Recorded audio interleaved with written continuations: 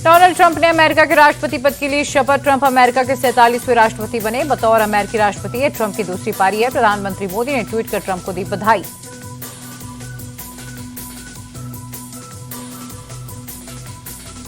Donald Trump बने America के 47वें राष्ट्रपति। जेडी वेंस ने उपराष्ट्रपति पद के लिए शपथ। अमेरिका की दोबारा सत्ता संभालने वाले दूसरे राष्ट्रपति बने डोनाल्ड ट्रंप। इससे पहले 2017 में राष्ट्रपति पद की ले चुके हैं शपथ। 40 साल बाद इंडोर में अमेरिकी राष्ट्रपति शपथ ग्रहण समारोह हुआ। पहले यूएस कैपिटल के सामने खुले ग्राउंड में होना था समारोह। वॉशिंगटन डीसी में -13 डिग्री सेल्सियस टेम्परेचर के बीच लोगों का जमावड़ा। कैपिटल हिल्स बिल्डिंग के बाहर लोगों की लगी कतार। ट्रंप के शपथ ग्रहण के बने गवाह। अमेरिका के मुख्य न्यायाधीश जॉन रॉबर्ट्स ने ट्रंप को दिलाई राष्ट्रपति पद की शपथ। ब्रेट कैवनफ ने जेडी वेंस को उपराष्ट्रपति पद की दिलाई शपथ। कैपिटल रोटुंडा हॉल में शपथ ग्रहण समारोह का हुआ आयोजन। ओथ सेरेमनी में दुनिया भर के दिग्गज हुए शामिल। डोनाल्ड ट्रंप और जेडी वेंस की शपथ के बाद दी गई तोपों की सलामी। अमेरिका में ट्रंप की वापसी पर लोगों में खासा उत्साह। पीएम मोदी ने ट्रंप को दी बधाई। सोशल मीडिया पर लिखा, best wishes to my dear friend. शपथ ग्रहण के बाद ट्रंप का पहला संबोधन, कहा हमारे कार्यकाल में अमेरिका सबसे आगे। अमेरिका का गोल्डन दौर फिर से शुरू होने वाला है। शपथ लेते ही ट्रंप का बाइडेन पर अटैक, कहा अब अमेरिका में तेजी से होगा बदलाव। अमेरिका के पतन का दौर खत्म। डोनाल्ड ट्रंप ने कहा, अमेरिका को महान बनाने के लिए ईश्वर ने मुझे बचाया। आज से ही बदलाव का दौर शुरू होगा। डोनाल्ड ट्रंप ने कहा, अमेरिका का स्वर्णिम दौर शुरू होने वाला है। हमारे दौर में अमेरिका सबसे मजबूत और ताकतवर होगा। शपथ ग्रहण के बाद ट्रंप का बड़ा ऐलान, मैक्सिको बॉर्डर पर इमरजेंसी की घोषणा की। अमेरिका के नए राष्ट्रपति जो बाइडेन ट्रंप ने कहा, महंगाई कम करना हमारी प्राथमिकता होगी। सबको सम्मान, मौका और सबके साथ सम्मान व्यवहार होगा। रूस यूक्रेन युद्ध पर डोनाल्ड ट्रंप का बड़ा बयान, कहा हम पूरी दुनिया में शांति चाहते हैं। दूसरे देशों की जंग में अमेरिकी सेना नहीं जाएगी। डीप स्टेट के खिलाफ डोनाल्ड ट्रंप का सख्त बयान, कहा सरकारी सिस्टम से कट्टर सोच को खत्म करूंगा। सबको बोलने की पूरी आजादी होगी। चीन को लेकर डोनाल्ड ट्रंप का बड़ा बयान, कहा हम पनामा नहर पर कब्जा वापस लेंगे। इंडिया टीवी के editor in chief Rajat Sharma ने भी ट्रंप की ताजपोशी पर दी बधाई। कहा ट्रंप के दूसरे कार्यकाल में भारत और अमेरिका के रिश्ते होंगे और मजबूत। 27 जनवरी से दिल्ली में प्रचार अभियान की शुरुआत करेंगे पीएम मोदी। 22 जनवरी को बूथ कार्यकर्ताओं से करेंगे संवाद। दिल्ली चुनाव में 14 जनसभाएं करेंगे यूपी सीएम योगी। 23 जनवरी को पहली रैली। मुस्लिम बाहुल इलाकों में भी जाएंगे योगी। दिल्ली चुनाव के लिए बीजेपी ने तैयार किया मजबूत प्लान। केंद्रीय मंत्रियों और बड़े नेताओं को 3-3 विधानसभाओं की कमान दी गई।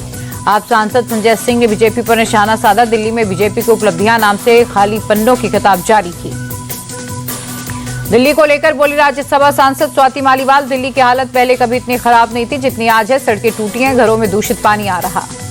संदीप दीक्षित ने आप और बीजेपी पर निशाना साधा। बोले अपने बनाए मुद्दों पर ही आपस में लड़ रहे हैं, वे विकास की बातें नहीं करते। बीजेपी उम्मीदवार शिखा राय का सौरभ भारद्वाज पर अटैक, कहा ब्रांडिंग करने से कुछ नहीं होगा। जनता कह रही है काम नहीं करोगे तो वोट नहीं देंगे। बीजेपी प्रत्याशी प्रवेश वर्मा ने केजरीवाल के खिलाफ चुनाव आयोग में की शिकायत। ईस्ट किदवई नगर में कुर्सियां बांटने का आरोप लगाया, वीडियो भी जारी किया। आरजेडी नेता तेजस्वी यादव का सीएम नीतीश पर अटैक, कहा एक ही ब्रांड का बीज बोया जाएगा तो जमीन खराब होगी, फसल नहीं आएगी। मुंबई में शरद पवार से मिले उद्धव ठाकरे, मौजूदा राजनीतिक स्थितियों को लेकर चर्चा की। पटना में अखिल भारतीय पीठासीन अधिकारियों के सम्मेलन, लोकसभा स्पीकर ओम बिरला ने किया उद्घाटन।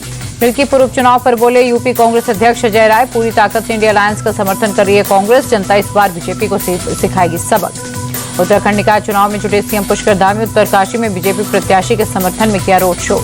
कोलकाता रेप मर्डर केस में सजा का ऐलान, सेशन कोर्ट ने दोषी संजय रॉय को उम्र कैद की सुनाई सजा। कोलकाता रेप मर्डर केस को कोर्ट ने नहीं माना रेयरेस्ट ऑफ रेयर केस, इसीलिए दोषी को सुनाई गई है उम्र कैद की सजा। सजा के ऐलान के वक्त संजय ने कोर्ट में खुद को बताया निर्दोष, कहा मैंने जुर्म नहीं किया, मुझे फंसाया गया। पीड़ित परिवार का मुआवजा लेने से इंकार, कहा हमें इंसाफ चाहिए, मुआवजा नहीं। कोर्ट ने 17 लाख का मुआवजा देने का ऐलान किया था। आरजीकर मामले में कोर्ट के फैसले पर सीएम ममता बनर्जी का बयान, बोली केस कोलकाता पुलिस के पास होता है, दोषी को होनी चाहिए फांसी, मैं उम्र कैद के फैसले से संतुष्ट नहीं हूँ। कोलकाता केस में फैसले के बाद जूनियर डॉक्टर्स ने किया प्रदर्शन, कहा दोषी संजय रॉय को मिलनी चाहिए थी और कड़ी सजा। कांग्रेस नेता धीर रंजन चौधरी बोले कोर्ट के फैसले से बंगाल के लोग निराश हैं। सैफ केस में मुंबई पुलिस को कामयाबी, हमलावर के पास से वारदात के वक्त पहने गए कपड़े, मोबाइल फोन और दुकान से खरीदे एयरफोन्स भी बरामद। पुलिस के मुताबिक सैफ पर अटैक करने के बाद बांद्रा में था शरीफुल, सुबह 7 बजे तक बांद्रा में ही रुका था। सैफ के हमलावर शहजाद के बारे में बड़ा खुलासा, ऑनलाइन पेमेंट से पुलिस की रडार पर आया, एक स्टॉल पर पराठे का किया था ऑनलाइन पेमेंट। टीवी पर तस्वीर दिखने के बाद घबराया था सैफ का हमलावर, बांग्लादेश भागने की बनाई थी योजना, पुलिस ने किया खुलासा। सैप केस में बांग्लादेशी एंगल से सरकार की लापरवाही उजागर, उद्धव गुट के विधायक आदित्य ठाकरे का हमला। महाकुंभ में अब तक 8 करोड़ 26 लाख से अधिक श्रद्धालुओं ने लगाई त्रिवेणी संगम में पवित्र डुबकी। यूपी सरकार ने जारी किया अपडेट। धर्मांतरण रोकने के लिए बाबा बागेश्वर का ऐलान, हनुमान चालीसा मंडल सेना बनाएंगे। महाकुंभ अग्निकांड मामले की जांच जारी, डीजीपी अविनाश चंद्र ने गीता प्रेस कैंप का निरीक्षण किया। का इन्वेस्टिगेशन के बाद सही कांडों का पता चलेगा। महाकुंभ के लिए प्रयागराज पहुंची राज्यसभा सांसद सुधा मूर्ति, 3 दिन रहेंगे। 144 साल बाद ये महाकुंभ लगा है। महाकुंभ की सुरक्षा में लगी एटीवी व्हीकल रेत हो या पथरीला रास्ता पानी में गोली की तरह दौड़ती है। महाकुंभ की पेट्रोलिंग करती दिखेगी। महाकुंभ मेले में देश भर से पहुंचे कलाकार, भगवान हनुमान के अवतार में कलाकार को देखने के लिए उमड़ी भारी भीड़।